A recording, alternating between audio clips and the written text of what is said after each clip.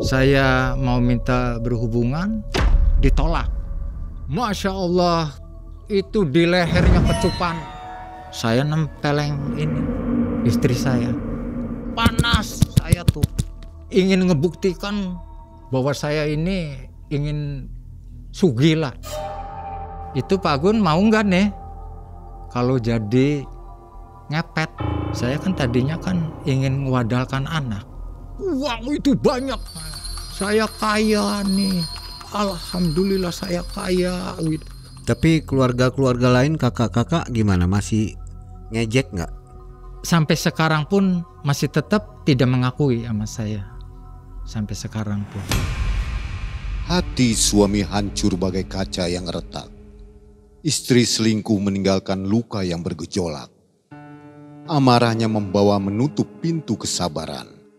Membuatnya nekat untuk menempuh jalan kegelapan.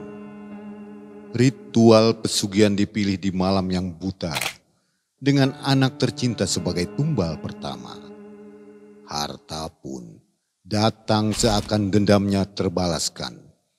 Namun diiringi kutukan yang menjerat Pak Agun.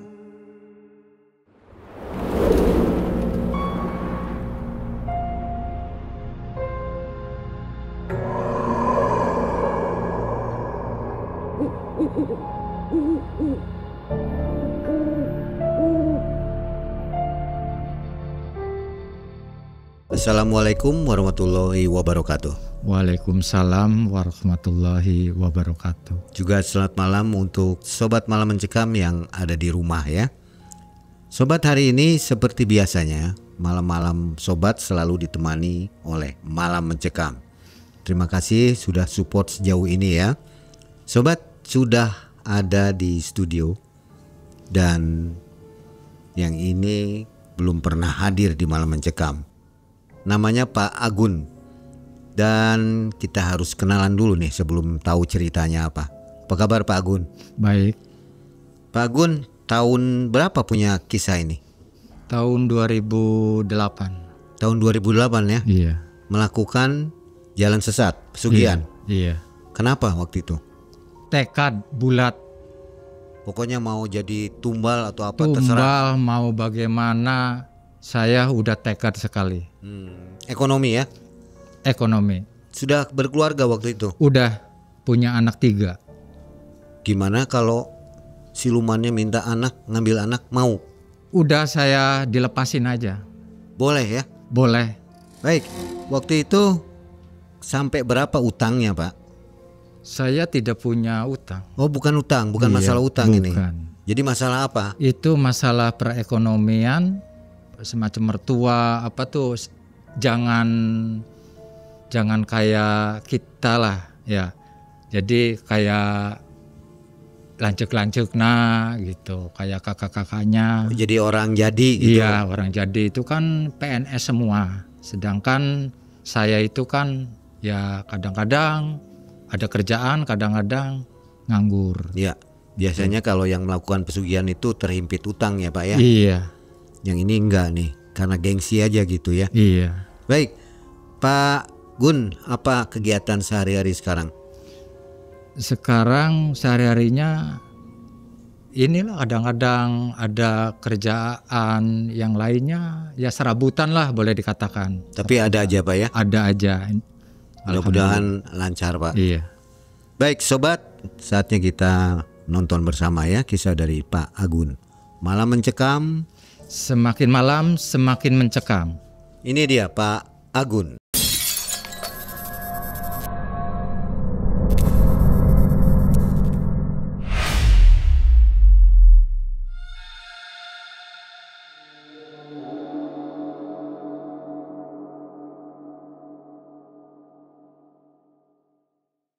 Pada di tahun 2008 itu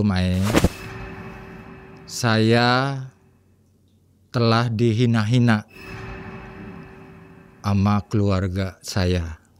Omongan-omongan dari kakak-kakak ipar saya dengan mertua saya, omongan perih, pedas omongannya. Hinaan gitu. Hinaan, luar biasa hinaan. Boleh tahu nggak omongannya apa tuh? Hinaannya seperti apa? Hinaannya, omongannya yang boga salaki kawas gitu, neng, jeung naon digandulan we teh. Waktu itu memang nggak punya kerjaan. Saya waktu itu ya nggak punya kerjaan. Ya mungkin mertua saya gitu tuh karena melihat sayanya nganggur gitu tuh, mungkin nggak seperti kakak-kakaknya gitu. Jadi ingin bahagia lah, ingin senang gitu. Jadi saya waktu itu tuh diomong hinaan begitu tuh saya nggak enak. Ya udah saya tuh pergi aja. Ada tetangga tahu lah omongan-omongan itu tuh. Begitu langsung ini saya diberhentikan. Gun, sini Gun. Karunya ka maneh teh. Daek henteu kerja di Palembang. Kata saya itu, kerja apa di Palembang? Itu di perkebunan. Itu pohon kertas katanya. Itu boleh saya tahu bayarannya gimana? Katanya sih itu borongan. Itu per meter 60.000 per meter persegi. Ya oke, saya mau. Ya udah kalau mau nanti dianterin. Kemana? Ke Garut. Jadi saya itu sama tetangga saya tuh pergi ke Garut menemui Pak Peri. Ketemu sama Pak Peri. Tuh Pak Peri, ini Pak Agun. Oh ini Pak Agun. Pak Agun dari mana? Saya dari Cirebon. Kalau diem sih di Majalengka, di istri saya. Mau Pak Agun kerja di Palembang? Mau. Ya udah kalau mau nanti dikasih peninggalan untuk di rumah. Itu nggak tahu ngebon, nggak tahu bagaimana. Kasih 1,5 juta. Ya udah, saya oke berangkat. Nah, yang 1,5 juta itu saya dititipkan sama tetangga. Lantaran tetangga itu kan belum pulang. Titipkan nih sama istri saya. Udah saya nggak pulang ke Majalengka lagi, langsung saya berangkat. Jadi saya rombongan itu 35 orang Mang berangkat ke Palembang.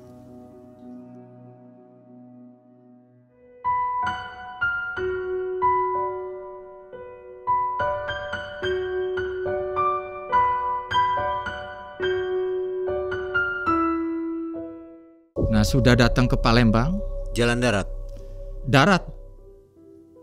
Kalau di Bangkauni sih naik kapal gitu. Nah, sudah ke Ampera itu baru pakai kapal ini, pakai kapal boot. Itu 35 orang berangkat pakai kapal boot. Setelah sampai ke tujuan di tempat, nah itu saya udah ke kantor, udah didata nama-namanya ini udah didata 35 orang. Nah begitu dari kantor berangkat lagi naik kapal boot lagi ke tujuan. Itu yang mau dikelola, mau dikerjain. Yang 35 orang itu Mang, itu disebarkan. 1 titik 3 orang, 1 titik 3 orang. Ini seperti buka lahan ya Pak? Iya, buka lahan itu. Ya kita kan bikin tenda apa gitu. 1 titik itu kasih sembako seperti beras, Indomie untuk makan sehari-harinya, minyak, ya cabai, tomat dan sebagainya gitu. Nah saya tuh sama teman-teman nggak tahu ada di mananya tempat. Nah udah mulai tuh Mang, saya tuh bekerja Yang satu titik itu dikasih buat ini babat, itu parang untuk babadin lahan. Dikasih 6 biji yang satu titik itu, 3 orang itu berarti 6. Mulai bekerja 3 orang tuh. Buk. Itu kan kita kerjanya tuh bukan 1 hektar persegi, Mang. Itu tuh galang itu kan yang satu galang itu kan lebarnya 2 meter lebarnya. Itu Pak nantinya ada batasnya, mungkin udah tahu lah.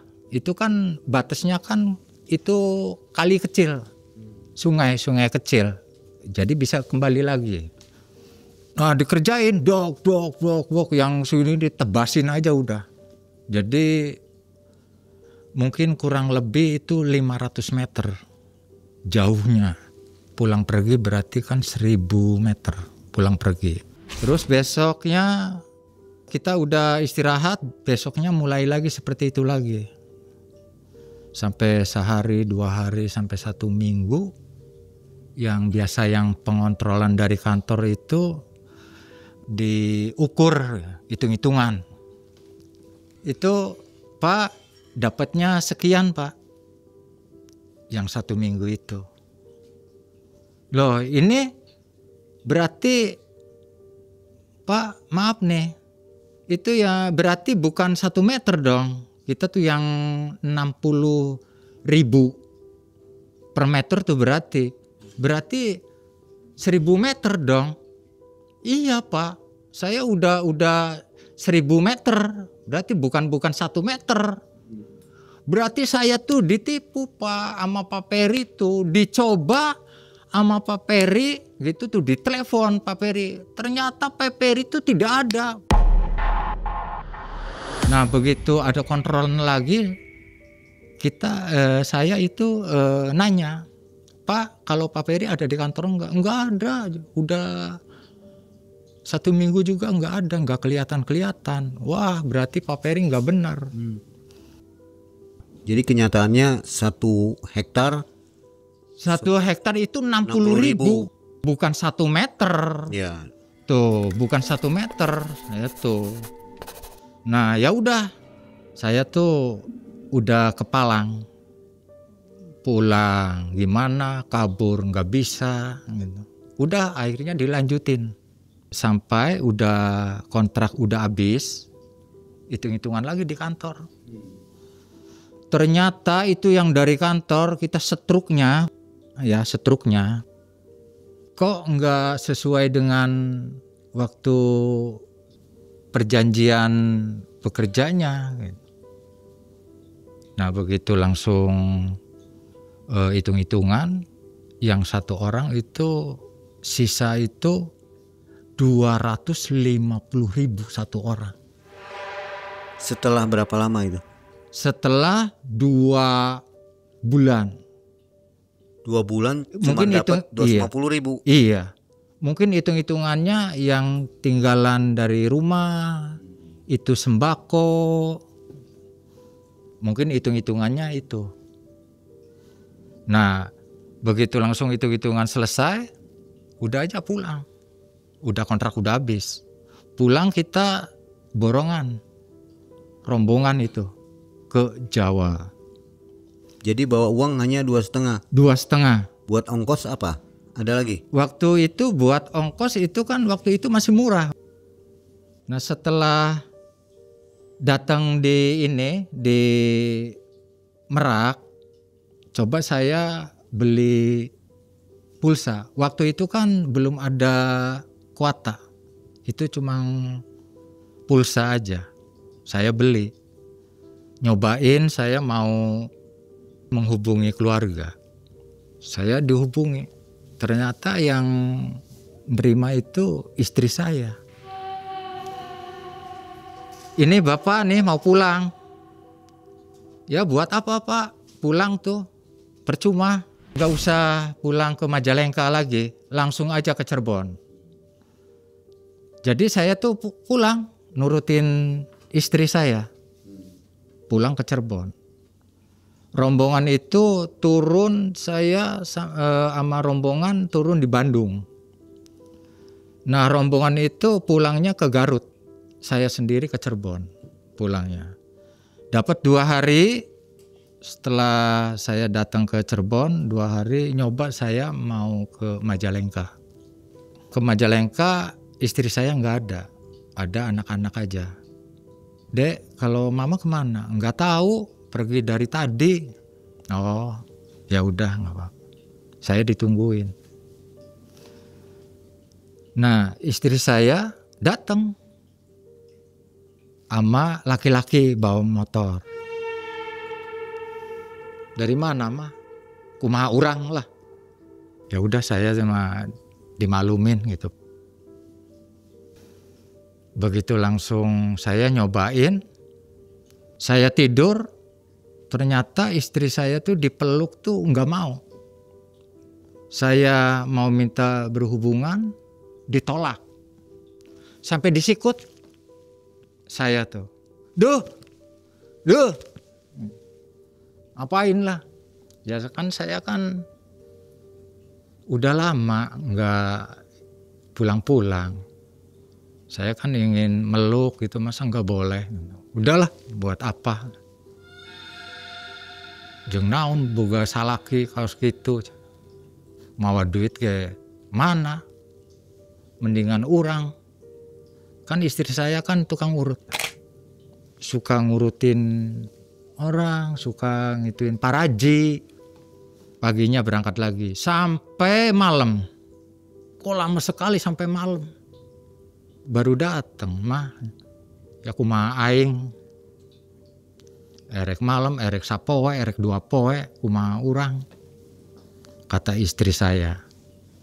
Istri saya itu kan pakai kerudung, mungkin mau mandi mungkin. Itu dibuka, si kerudung dia mau mandi, Masya Allah, itu di lehernya kecupan, di leher kecupan aja. Jadi saya tuh makin panas.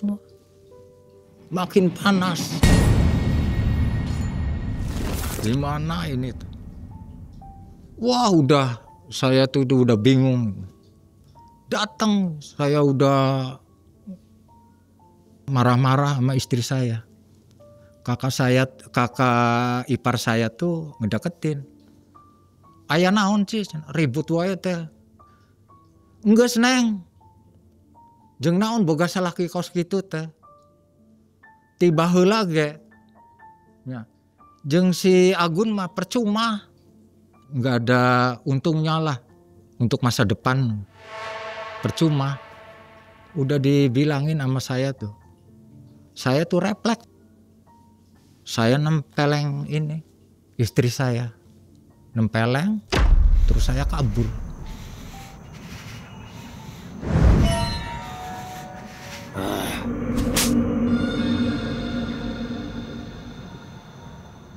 Saya kabur ke Cirebon dari Majalengka. Itu anak-anak lihat? Anak-anak lihat sampai nangis apa. Umuran berapa? Itu anak yang paling besar itu sekitar 14 tahun. Yang kedua 10, yang terakhir itu 5-an. Udah pada ngerti ya? Iya, udah pada ngerti. Sampai bapak gitu. Begitu langsung pergi itu. Udah aja saya pergi ke Cirebon. Waduh, omongan-omongan dari kakaknya, dari mertuanya luar biasa. Adalah 1 minggu lebih mungkin. Saya melamun aja. Nah itu ada Abah Sangari. Nama samaran itu Abah Sangari. Gun, sini Gun. Yuk main ke rumah, ngopi-ngopi. Jadi saya diajak sama Abah Sangari ngopi. Gun, saya tahu kamu tuh lagi punya masalah besar. Kok tahu sih, Bah? Ya udah Gun, saya udah tahu lah. kamu tuh lagi ngelamun aja. Ditawarin, Gun, kamu mau nggak nih roba nasib? Ya mau aja, caranya bagaimana? Udah aja. Tapi ini 4 mata nih, bilangnya. 4 mata, jangan sampai ketahuan sama tetangga-tetangga. Kalau mau, ayo nanti diantar sama saya. Jadi saya tuh diantar sama Abah Sangari ke Majalengka. Nah itu dari Majalengka tuh jauh sama istri saya tuh. Emang istri saya dari Majalengka, ini Majalengkanya jauh. Jadi Abah Sangari sama saya tuh ke Kuncen. Assalamualaikum. Waalaikumsalam. Wah, ada Abah. Emang udah kenal Abah Sangari tuh sama kuncen-kuncen di situ. Ini tetangga saya tuh ingin roba nasib. Kata kuncennya seperti apa? Yaitu dihina-hina sama keluarganya. Kuncen itu nanyakan, gimana masalah mau kesini? Udah siap? Siap. Ininya apa? Buktinya anak saya 3-tiganya ingin diwadalkan. Saya udah panas, Mai. Panas saya tuh. Udah panas. Ingin ngebuktikan keluarga istri saya bahwa saya ini ingin sugih, ingin kaya, ingin bukti saya punya rumahnya yang bermewah, mobil bermewah. Ya udah kalau siap mah, kata kuncinya. Begitu langsung kita ngomong wadalkan gitu, Abah Sangari itu sampai godok-godok kepala. Nah, kepala godok-godok. Obrol-obrol, Abah Sangari itu minta pamitan sama kunci. Bah, saya pulang aja. Udah Pak Agun ditinggal aja. Oh ya udah. Nah begitu langsung udah ngobrol, Pak Agun udah siap. Siap. Ya udah kalau siap mah. Cuma saya cukup beli ini aja, beli Nio. Jadi 50.000 itu buat beli Nio. Ya udah sama Pak Kuncin. Ayo siap. Itu 3 orang. Biasa tawasulan. Itu di rumah berapa meter lah gitu, 4 kali 4. Itu kan makam di situ. Jadi tawasulan itu tuh, orang 3 tuh 4 sama saya tawasulan. Si kuncen itu dikunci, digembok dari luar. Ya udah Pak Agun, saya mau keluar. Jadi ditinggal saya. Itu rumah Pak Kuncin sama permakaman itu tuh nggak jauh, sekitar 25 meter atau 20 dekat. Nah, cuma kalau diawasin tuh kelihatan. Nah, saya mulai jam 10-an. Jam 10 saya langsung ngituin hiop, nyalain, tancepin ke tengah-tengah makam. Itu kan di makam tuh dikelambuin, kelambu putih itu, hordeng. Itu angin, hus, mulai itu, hus. Makam siapa itu? Berterbangan. Itu makam siapa? Itu makam, kurang tahu itu makam siapa-siapanya. Angin udah semrawut, wus. Ada suara cak-cak. Nah, cak-cak udah ini, itu ada kucing. Itu kucing itu tuh makin besar, kok jadi macan. Wah, itu macan. Macan gede, macan. Hitam macannya.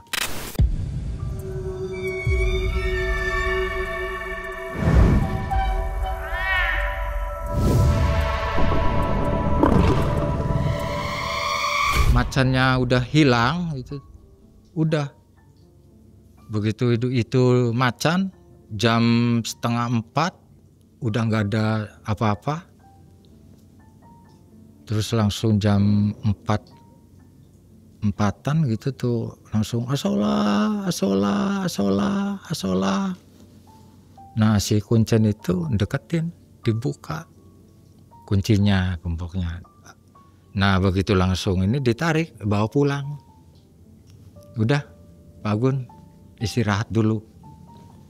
Jadi istirahat, saya suruh minum kopi, makan apa gitu. Nanti mulai lagi Pak Agun.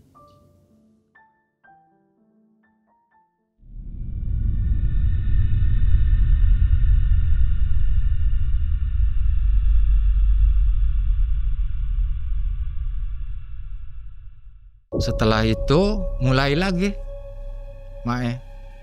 Mulai lagi jam 10 malam. Yaitu dikunci lagi dari ini. Yang seperti biasa tawasulan, udah tawasulan keluar, dikunci dari luar, Pak Kuncen pulang, saya sendiri. Nyalain lagi seperti yang tadi, ditancepin ke ini. Nah itu ada pocong tuh, baru nih. Itu sekitar jam 12-an itu saya nemuin pocong. Itu pocong aja keliling. Nah ini mungkin kata saya tuh ini jadi nih, kata saya tuh ini mungkin jadi. Pocong keliling aja ke saya. Sampai keliling-keliling berapa kali. Begitu langsung saya melihat begini, kok pocong udah nggak ada ini. Pocong nggak ada itu gantinya tuh Mae gitu tuh. Kan namanya saya di dalam tuh padat itu tuh tembok. Itu kaget Mae. Ada suara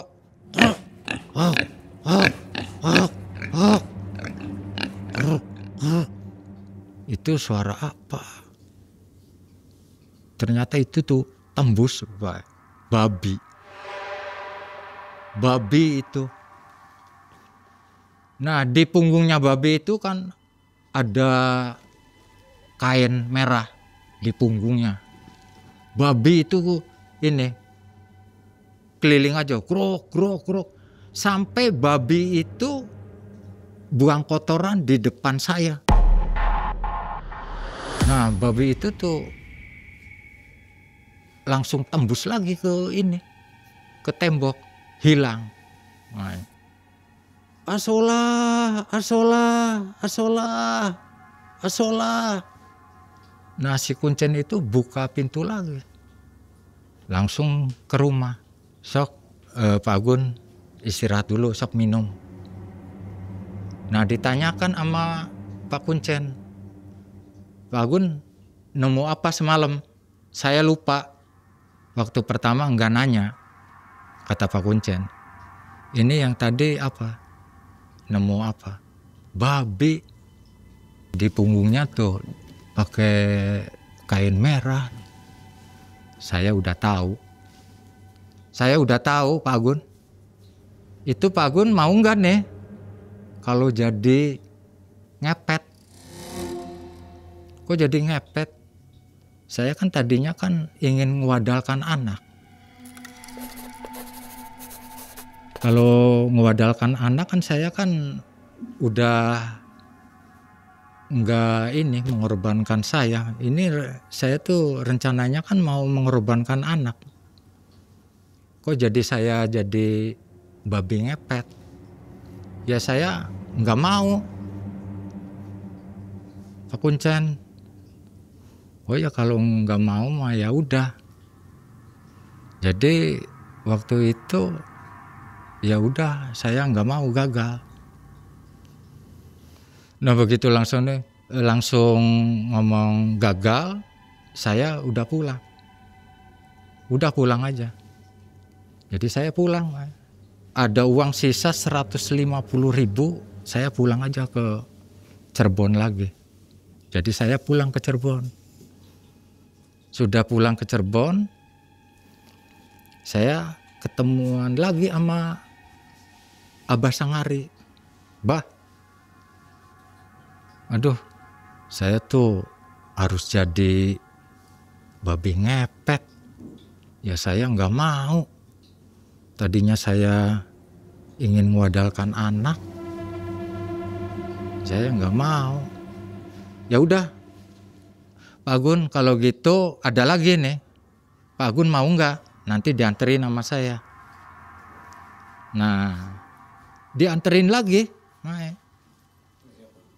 sama Pak Abah Sangari itu diantar. Beda kuncen. Jadi Abah Sangari itu kan udah tahu semua, ini kuncennya, ini tempatnya itu. Nemuin sama Pak Kuncen itu. Abah, gimana Abah? Ini nganterin tetangga, dia mau merubah nasib. Ya ngobrol-ngobrol masalah tentang saya itu gimana? Saya ingin rubah nasib, Bah. Mau jadi orang kaya lah, mau ngebuktiin keluarga. Itu syaratnya mau nggak nih? 1,5 juta. Aduh, saya nggak bawa uang. Nah itu Abah Sangari itu ngobrol sama Pak Kuncen itu, ngobrolnya di dalam. Mungkin biaya itu kan dari Abah Sangari waktu itu 1,5 juta untuk membeli syarat-syarat kembang, sesajen gitu, bekakak ayam apa. Nah sudah ini udah dikomplitin, Abah Sangari minta pamitan, enggak ikut ke gunung. Ya udah, Bah saya pulang. Pak Agun tinggal lagi ya. Mudah-mudahan berhasil. Jadi ini makin banyak. Itu 7 orang, 8 sama saya, tawasulan lagi. Tempat itu batunya gede. Batunya gede, Mae. Daerah mana itu? Itu daerah pegunungan Cikalahang. Dari rumahnya Pak Kuncin ke gunung aja itu sekitar 2 kilo. Jadi capeknya luar biasa.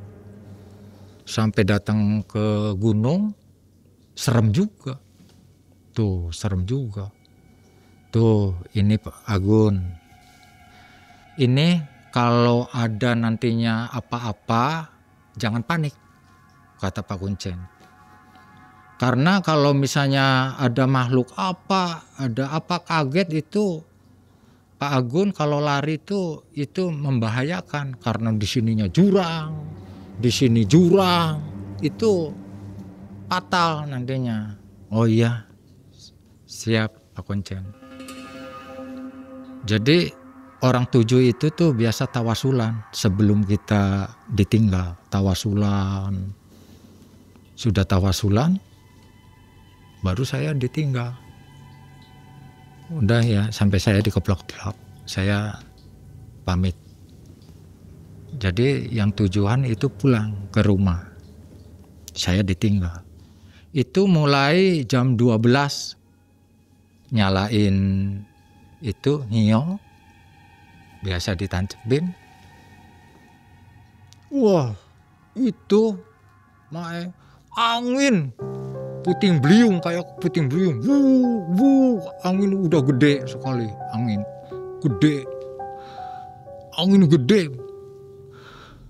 Nah, udah angin hilang biasa, itu suara ini, suara burung. Pak, pak, huk, huk, huk. Ya udah saya diem aja. Nah, sesudah itu burung hantu, burung gagak itu hilang.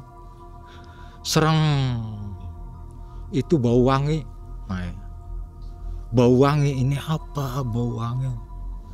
Saya ngelihat sendiri, itu ada ya mungkin perempuan lah, nggak tahu bau wangi, pasti perempuan lah. Itu nggak ada kepalanya. Saya kaget, kok nggak ada kepalanya. Muter itu di saya, muter-muter. Bolak-balik. Mungkin ini kata saya tuh, cuma di dalam hati saya, mungkin ini. Saya bisa jadi. Nah, itu hilang. Muter terus hilang. Ada suara biasa rame-rame. Wah. Cuma sepintas aja itu hilang. Nah, terakhir itu ada suara kereta kencana. Serang, pencreng, keteprak. Tapi nggak ada ininya. Nggak ada yang supirnya lah, kalau supirnya. Nggak ada orang sama sekali. Nah, ternyata itu, yang naik itu tuh anak saya, yang perempuan. Anak saya. Itu naik kereta. Sampai gini-gini ke saya.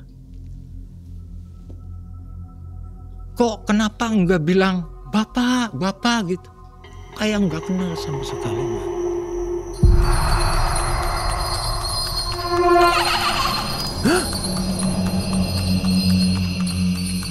Nah, ini jangan-jangan anaknya saya udah dibawa nih. Saya cuma di dalam hati aja. Nah, saya udah bangga nih, seneng. Ya itu, berarti anaknya saya itu mau jadi nih saya nih. Setelah itu kereta kencana itu berangkat, itu uang itu banyak. Sampai digini-gini.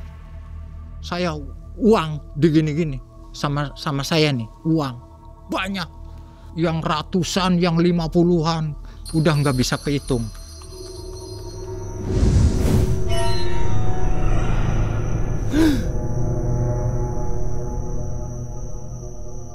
Banyak sekali itu tumpukan uang, belum yang bercacarannya.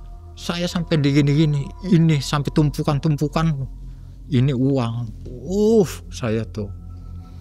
Saya uang digini-giniin sampai ditaburin. Saya menyebut alhamdulillah, saya kaya nih. Alhamdulillah saya kaya gitu. Alhamdulillah. Ya Allah, saya ini mau ngebuktiin sama keluarganya saya. Begitu saya menyebut itu, saya spontan itu tuh langsung diginiin. Itu uang ini tuh bukan uang, itu daun pisang yang kering, kelaras itu.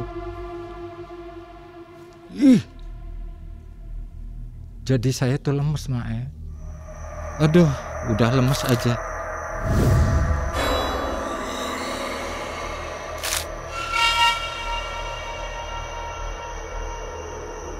Nah, itu tuh jam 3:30 nih, 3:30 tuh ada pengajian nih, biasa di ini. Ngaji aja di masjid tuh, saya kedengaran. Akhirnya saya turun. Tak bawa nih yang daun kelaras itu, daun pisang itu, dibawa ke Kuncen. Itu saya pulang tuh ada yang ngelempar batu gede, kena ininya. Aduh, ini tuh apaan? Aduh, jadi saya tuh jalannya aja tuh saya agak megang-megangin. Nah, terus itu saya nyamperin ke Pak Kuncen. Setelah saya nyampe ke Kuncen, Pak Kuncen, saya udah jadi, cuma uang banyak. Cuma ini saya tuh menyebut alhamdulillah gitu tuh. Tahu-tahu ini jadi daun pisang. Waduh, kamunya, saya juga lupa, maaf, nggak dikasih tahu. Aduh, ya gimana ya. Nah, saya tuh langsung udah aja lah, Pak Kuncen, ini gagal, saya ingin pulang aja. Jadi saya itu mau pulang ke Cirebon.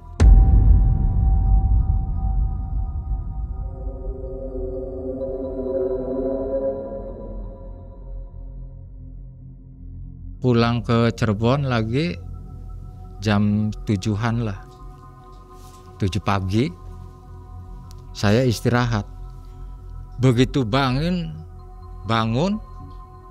ini pada kaku, kaki pada kaku gitu.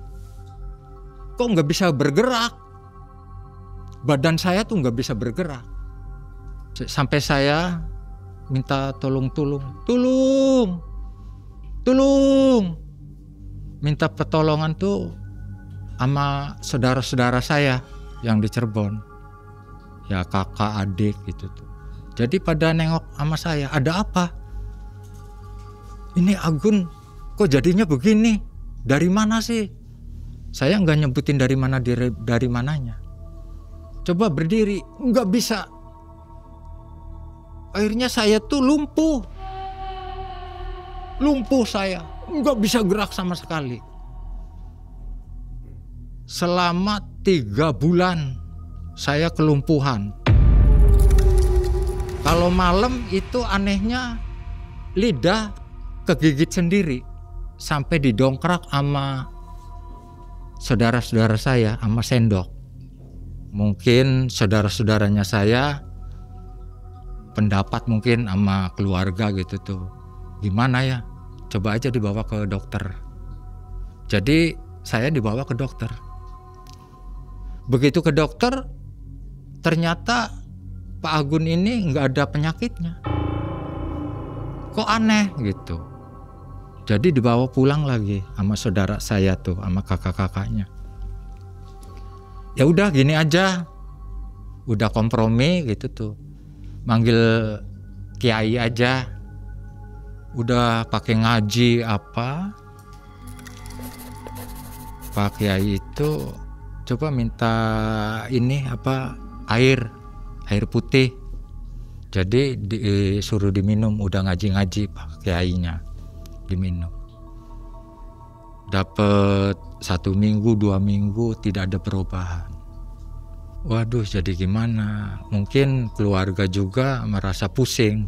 Saya punya kelumpuhan, lumpuh itu. Nah, coba itu tuh, barangkali kata saudara-saudaranya saya. Coba ke Abah Sangari. Bah, itu adiknya saya. Barangkali Abah bisa di dokter, nggak ada penyakitnya. Sama kiai nggak ada robahnya sama sekali. Nah, coba barangkali Abah Sangari bisa ngobatin. Jadi datang Abah Sangari itu. Abah Sangari tahu kan kalau udah pernah nganterin ya? Udah tahu. Cuman pura-pura nggak tahu. Pura-pura nggak tahu Abah Sangari itu. Ya coba aja nanti. Jadi datang Abah Sangari itu. Biasa dikasih air segelas, di mantra-mantra gitu, suruh minum. Terus kakinya saya dilabur sama air sama Abah Sangari itu. Mudah-mudahan aja ini sembuh lah.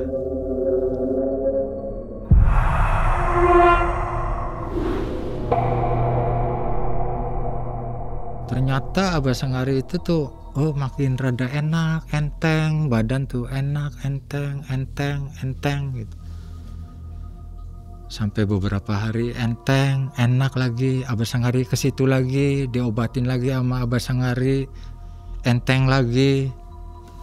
Setelah diobatin sama Abah Sangari itu, alhamdulillah pulih kembali. Saya sembuh, saya ke Abah Sangari, ke rumahnya. Mbah, terima kasih ya Mbah. Iya, ente tuh Gun, cuma saya nggak bilang kamu kena sama lemparan, bukan, nantinya saya ketahuan, kan dianterin sama saya, kata Abah Sangari itu, cerita sama keluarganya saya. Nah terus langsung kata Abah Sangari, itu tuh Gun, kamu tuh bukan kena lemparan batu, ternyata kamu tuh dilempar itu batunya batu gaib. Jadi udah diambil sama saya tuh, udah diambil, udah diremes-lemes lah sama saya, udah hilang. Alhamdulillah sampai Gun, udah jangan sekali-kali lagi seperti itu, udah cukup, kata Abah Sangari. Iya Bah. Anak-anak sehat itu? Masalah anak itu tuh alhamdulillah ternyata anak saya tuh di rumah tuh sehat-sehat aja, tidak jadi kena. Mungkinan kalau saya sudah kena uang atau dimakan sama saya, mungkin anak saya itu akan mungkin melayang. Istri masih ada? Istri masih ada. Jadi ya udah cerai gitu. Ya kalau ini sih masih ada, istrinya belum meninggal, belum. Cuma ya udah cerai waktu itu kan. Jadi saya melihat itu anak selamat, alhamdulillah, masih utuh tiga-tiganya itu. Kenapa alhamdulillah? Kan memang mau ditumbalkan sama. Iya, tadinya ya saya kan udah pasrah lah. Jadi begitu langsung ada ini informasi kok anaknya saya tuh masih belayaran gitu. Jadi ya nggak jadi dibawa. Kalau menyesal nggak Pak? Saya waktu itu sih saya udah tekad, tidak ada penyesalan tuh, tidak ada. Ya kemungkinan kalau terjadi mungkin adalah. Ya ini pun kalau misalnya terulang lagi, saya udah sadar, udah insaf. Nggak akan mau lagi Pak ya? Tidak akan mau lagi seperti itu, jangan dicontohin seperti saya ini. Tapi keluarga-keluarga lain, kakak-kakak gimana? Masih ngejek nggak? Sampai sekarang pun masih tetap tidak mengakui sama saya. Sampai sekarang pun. Sampai sekarang masih? Sampai sekarang pun masih. Menghina begitu? Iya. Wah itu Pak Agun masih tetap kayak gitu aja, tidak ada peningkatan sama sekali. Hasil dari melakukan pesugihan yang gagal tadi Pak, pengaruh nggak ke kehidupan Pak? Ya pengaruh juga. Apa Pak efeknya? Ya pengaruhnya seperti kita kerja kayak susah begitu. Sulit dapat kerjaan? Sulit untuk dapat pekerjaan, mungkin imbasan dari saya gitu. Tapi Bapak udah tobat nasuha Pak? Udah tobat sama sekali gitu. Jangan sampai itu entah rekan-rekan kita atau saudara-saudara kita yang ada di rumah itu jangan sampai seperti saya ini gitu. Ini usaha yang benar Pak ya? Iya Pak, udah cukup. Udah cukup, saya perih ininya tuh, saya udah ketekadan, udah cukup. Pak Agun hanya ingin dihargai. Tapi yang ia terima hanyalah hinaan dan punggung yang berpaling. Dendam membuatnya buta, hingga jalan gelap pesugihan tampak seperti harapan. Bahkan ia rela menukar darah dagingnya demi harga diri yang runtuh. Namun takdir tak berpihak padanya. Satu kesalahan kecil terucap, dan semua harta yang dijanjikan lenyap, meninggalkan penyesalan yang tak bertepi. Info untuk sobat semua yang belum mencet tombol gabung dan belum masuk ke member area, silakan jalan-jalan di situ untuk nonton kisah-kisah yang tidak ada di video regular ya, karena di sana ada kisah mistis yang tidak bisa ditampilkan di sini. Oke, mudah-mudahan sobat suka dengan fitur tambahan dari Malam Mencekam.